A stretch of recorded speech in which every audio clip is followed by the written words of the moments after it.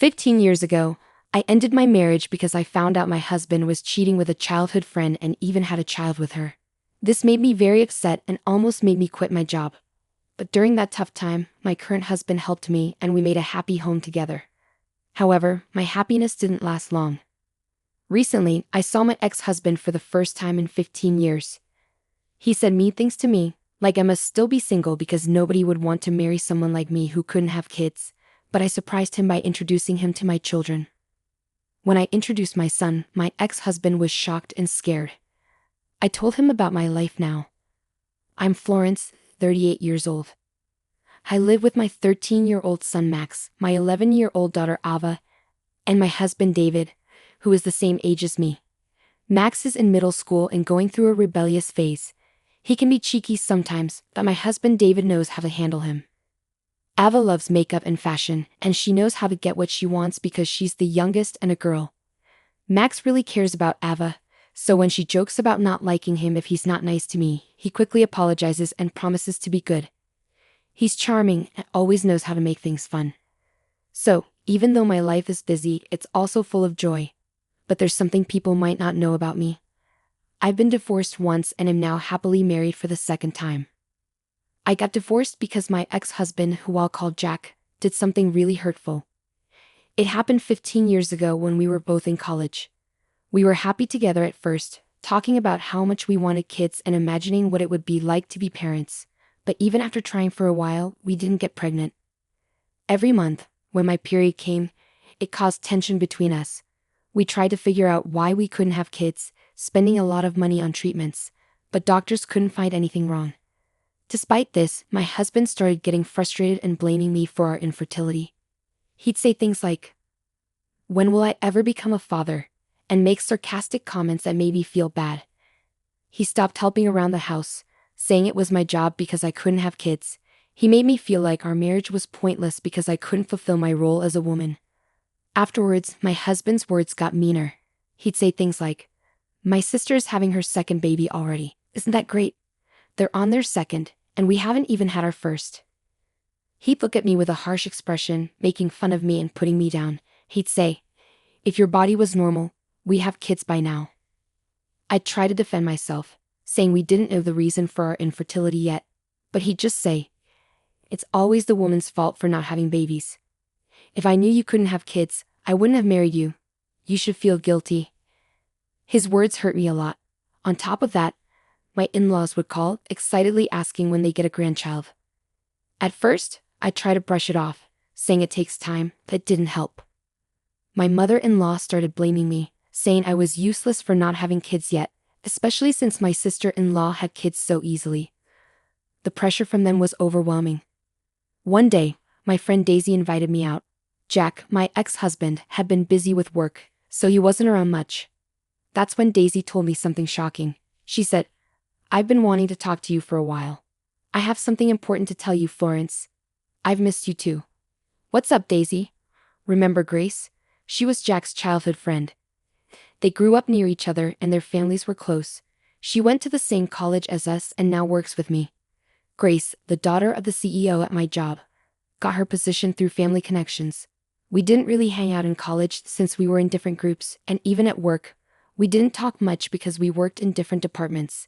My husband introduced me to her once, calling her his friend and asking me to get along with her. But Grace didn't seem to like me, so I avoided her. Daisy, my friend, told me something surprising about Grace. She said, "I think your husband and Grace are having an affair." I couldn't believe it. Daisy had seen them holding hands, not just like friends. "Are you sure?" I asked. "I think you should find out more," Daisy said, offering to help me talk about it. I had suspected Jack was cheating. He'd always come home late, saying he had to work more. He was never around on weekends, busy entertaining clients. Even though I had a feeling, I tried to ignore it. But after hearing Daisy's warning, I went straight to a detective agency. I wanted proof of his infidelity. Within a week, they had enough evidence. But I wasn't ready to divorce him yet. Despite everything, I still remembered the promises we made to each other. I needed time to decide. A few days later, I got home to find Jack sitting at the dinner table, which was unusual because he usually came home late. "Oh, you're home. I thought you'd be late again," I said sarcastically. "Yeah, sorry about that. I need to talk to you, he replied. Knowing about the affair, I braced myself for bad news. I want a divorce, he said. What? I was shocked. I realized he wasn't just fooling around, he was serious about Grace. Grace is pregnant. I'm going to marry her, he added. I couldn't believe it. He had always said Grace was just a friend. Jack didn't seem to think he did anything wrong. He even said, "My mom wants me to divorce you. She thinks Grace is better because she's prettier and can have kids." Hearing this hurt a lot. Tears filled my eyes as Jack left, saying he was going back to Grace. I was too hurt to stop him. Later, I got divorce papers in the mail, with a note from Grace asking me to divorce Jack. It felt like a slap in the face. I wanted to say, "No. You're the one who took my husband." But I realized arguing wouldn't change anything. I was left with so many questions. Why was I being blamed? I couldn't just accept the divorce quietly. Determined to stand up for myself, I used the evidence I gathered from the detective agency to start divorce mediation. A few days after filing, I got a call from an unknown number. When I answered, I heard Grace, Jack's mistress, yelling at me. She was furious that I had started a lawsuit. I calmly explained that it was the right thing to do given the situation and that I knew about her inappropriate behavior. She demanded compensation, even though she was pregnant. Her harsh words hurt me deeply. I told her we could discuss everything officially during the divorce mediation. In the mediation, the court recognized Jack and Lee's relationship as infidelity based on the evidence. Jack tried to blame my infertility. The court didn't buy it because there was no proof of my infertility within just a year of marriage. In the end, I received $220,000 as alimony from Jack and $110,000 from Grace. After finalizing the divorce, I hoped to move on, but the aftermath was far from over.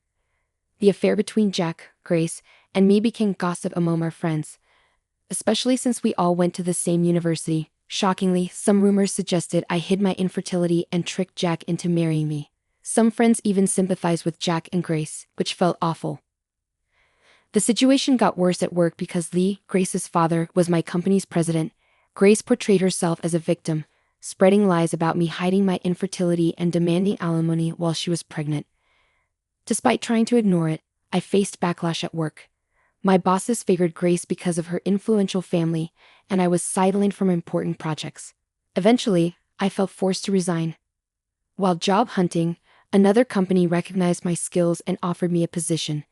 Here, I thrived beyond expectations. My new boss valued me for my abilities, unlike my previous workplace, which favored nepotism. I found myself drawn to this boss, who turned out to be my current husband, David. David was my rock during the tough times after my breakup with Jack. We spent a lot of time together, talking about everything from work to personal matters, and our bond grew into love. When David proposed, I was thrilled, but I was also scared of facing infertility again. I confessed this fear to him, and he reassured me, saying that he loved me no matter what and that having children wasn't the most important thing to him. Feeling truly happy and loved, I decided to marry David. Shortly after our wedding, we were blessed with our first child, Max, followed by our daughter, Aha. Despite the challenges of parenting, we were content and happy every day. Years later, at a friend's wedding, I unexpectedly saw my ex-husband for the first time in 15 years. I was startled to see him there, but then I remembered that the bride and groom were also our university friends, so it wasn't surprising that he was there too. I tried to ignore him as I walked by, but he called out to me loudly, catching my attention. "Hey, what's up?" Jack said loudly, possibly drunk, as he spoke to me. "Surprised to see you here, it's been a while. Looks like you've put on some weight, huh?" he added, spraying a bit as he talked. I silently rolled my eyes at his sarcastic comment. Then Jack called over his family, including Grace and her son. Grace laughed when she saw me and joked, "Wow, it's been ages. Have you been stress eating? You've gained some weight, huh? Life's been a roller coaster, hasn't it? And still no luck with having kids, right? Tough luck, huh?" Their rude comments left me speechless with shock. Then I noticed Grace's son blushing and looking down with embarrassment. He was quite handsome. I realized I hadn't introduced him yet. "This is my son," Grace proudly announced. "He's cute, right? Takes after me. And he's not just good looking, he's really smart too, a little genius." "Looks like we're the only ones happy here, huh?" Jack and Grace laughed, proudly showing off their son. But I noticed something off about their son's expression. He seemed uncomfortable with his parents' behavior, growing increasingly dissatisfied with their mocking attitude. He must be a kind-hearted child, I thought to myself. But I didn't have time for them. Just as I was about to leave, Jack grabbed my arm tightly. You divorced me because of infertility, yet you took money from us, he said, still holding on to a grudge from 15 years ago. Then Grace chimed in, yeah, you're infertile and single. Why do you need money? Families like us with children need it more. Give us back double the money you took. Their selfishness stunned me. Suddenly, Jack's son spoke up, pointing out, single means unmarried, right? But she's wearing a wedding ring on her left hand. Everyone's attention turned to my left hand, where I wore a wedding ring. Jack and Grace stared in shock. You're married? They exclaimed loudly, causing a scene. Feeling embarrassed by the scene Jack and Grace caused, I was unsure what to do. Suddenly, my son Max and daughter Ava appeared, concerned about my lateness. Ava, always outspoken, was joined by Max, who rarely spoke up so boldly. Mom, you're late, and you have kids? Max asked, surprising me with his directness. Yes, I do. Let me introduce them. This is my son Max and my daughter Ava. Jack and Grace were shocked to see the children of the woman they thought couldn't have kids. Grace looked closely at my son, and after a moment, they began to speak in a more mature tone, though their voices sounded strained. They seemed curious about Max's uniform. He came straight from school with my husband, so he's still in his uniform. And yes, he goes to that famous private middle school, I explained. Max worked hard and wanted to try for it, so we let him take the exam. He passed and has been attending since this year. Indeed, Max excelled academically and was enrolled in a prestigious local school. No way, he can't be your son, my daughter exclaimed, joining the conversation. She plans to take the same school's exam next year, I added proudly. Yeah. And Max is amazing. He won a violin contest, Ava chimed in. Violin? I thought I recognized him. He was on TV recently, Grace exclaimed. Oh, you saw that? Yes, he's been getting quite a bit of media attention lately. He was coming back from violin practice today, I explained. Grace and my ex-husband were speechless. You were supposed to be infertile. How could you have children like this? Jack protested. We're all happy now, and that's what matters. Let's not involve each other anymore, I said firmly, ready to leave with my kids. Just then, my husband David arrived. Jack's face went pale at the sight of him. Is your husband by any chance the young Mr. Lopes who became the president of Resident last year? Jack asked, recognizing David. Indeed, David was the president of a company that had ties with Grace's father's firm. I had switched jobs and met David there. Last year, he was appointed as the president of the company, recommended by the then president. Ah, I'm Lopez. My husband introduced himself, confused by the tense atmosphere. Sensing the tension, Max explained. We heard these people calling Mom infertile and fat. So, Ava and I came to help her out. I realized they must have overheard my ex-husband and his wife insulting me earlier. My husband's expression hardened as he realized the situation. I heard rumors, but I didn't expect a lack of decency, he said firmly. Jack started making excuses, trying to flatter my husband, while Grace protested. They began arguing, and their son, who had been silent, finally spoke up. Let's stop this already. It's terrible how you're talking about this lady, calling her fat and infertile, and demanding money back. It's embarrassing for me, he said tearfully. And what's this about an affair? Am I a child born from an affair? Am I an unwanted child? He continued, his voice full of anguish. Jack and Grace became visibly unsettled. Oh well, it's not like that. Grace tried to defend herself, but she couldn't ignore the stares from the other guests. Blushing deeply, she looked down in embarrassment. Though I couldn't forgive Jack and Grace, I admired their son for his sense of justice and kindness. Wanting to support him, I was about to speak, but my husband spoke up first. Thank you for standing up for my wife and defending her from insults. You're a kind child, my husband said, patting the boy's head. With a smile, I decided to speak up too. But maybe I am a bit chubby. However, that's not the point. Actually, I'm pregnant, I announced, gently stroking my belly. I was already pregnant with our third child. At that time, I was on maternity leave. Turning to the tear-filled eyes of the boy, I continued, Your mom also nurtured you in her belly with great care. You're not an unwanted child. Your mom and dad love you and are proud of you, right? Looking at Jack and Grace, I waited for their response. The boy looked at them hopefully and asked, "Really?" Jack and Grace quickly nodded, assuring him, "Yes, yes. You're our pride. You're very important to us." Seeing the boy smile, I felt a sense of relief. "Let's get back to our seats for now." "It's a day of celebration," I suggested.